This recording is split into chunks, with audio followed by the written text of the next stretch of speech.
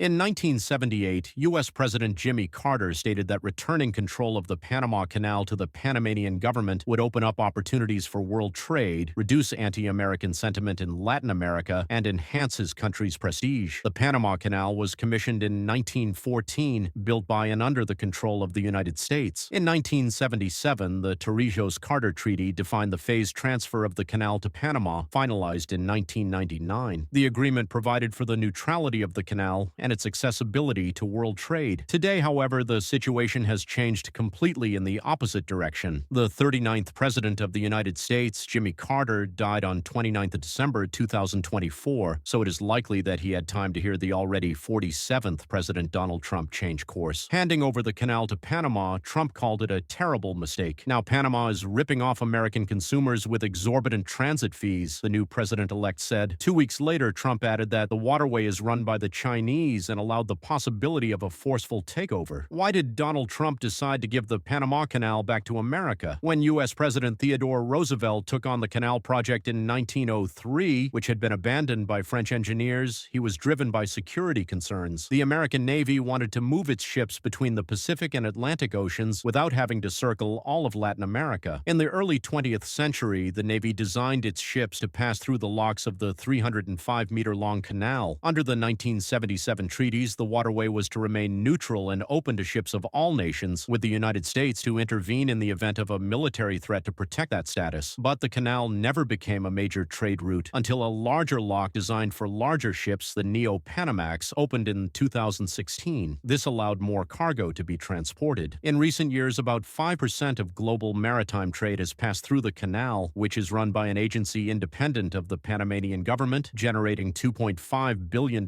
in annual revenue for the state. Trump's claim that Americans are being cheated is without merit. Fees are set based on demand. Typically, a ship pays less than $400,000 for transit. During droughts, when fewer ships can pass through the canal, they compete for a place in line. In November 2023, a ship carrying liquefied natural gas paid a record $4 million for transit. U.S. ships may not be in line. Over the past 9 years, they have paid just $17 million in transit fees, a negligible amount for a giant like the United States. If commercial fees are generally low, and the U.S. fleet already has cheap and privileged access, why would Trump want to regain control of the Panama Canal? The simplest answer may be that the U.S. president-elect is simply demonstrating geopolitical grandstanding. This is evidenced by his claims to Greenland and Canada. Perhaps he wants to put pressure on Panama to reduce China's influence in that country. The Chinese, contrary to Trump's claim, do not run the canal, but Chinese diplomats and businessmen have influence in Panama. During Trump's first term as president, Panama severed diplomatic relations with Taiwan and established them with Beijing. This has led to increased Chinese investment in major infrastructure projects in the country. Jose Raul Mulino, Panama's president, has attempted to mend relations with America. It was an American company that was awarded the first contract for his flagship infrastructure project, a high-speed railway line. However, this may not be enough for Trump. He will likely try to pressure Panama to improve conditions for American investment or force Panama to side with the United States in a confrontation with China. A White House with Trump at the helm could even get Panama to break with Beijing completely. Panamanian President Jose Raul Mulino is refusing to comment on Trump's statements before he takes office on the 20th of January. However, he assured Panamanians that every square meter of the canal belongs to their country. Former Pentagon official Douglas McKinnon suggested that Donald Trump may be interested in acquiring countries such as Cuba, Bahamas, Haiti, Taiwan. McKinnon stated that these countries have a direct bearing on America's national and economic security. In December 2024, Trump called the annexation of Greenland an absolute necessity while commenting on the appointment of businessman Ken Howery as American ambassador to Denmark. He did not give an unequivocal answer when asked if he ruled out the possibility of an armed annexation of Greenland. Ricard Vázquez Morales, the head of the Panama Canal's administering company, also called accusations that China was running the canal unfounded. He emphasized that the tariffs apply to all ships from around the world without exception. U.S. warships enjoy priority passage rights. Vázquez Morales also pointed out that Panama did not request funds from the U.S. for modernization and maintenance of the canal. The administering company finances repairs from its own revenues. Earlier, Trump said the U.S. could demand to regain control of the Panama Canal if the current terms of its use are not revised. He criticized the high tariffs, saying that handing over control of the canal in 1999 was a gesture of cooperation rather than a concession. Panamanian President Jose Jose Raul Mulino reiterated that sovereignty over the canal and the country's independence cannot be negotiated.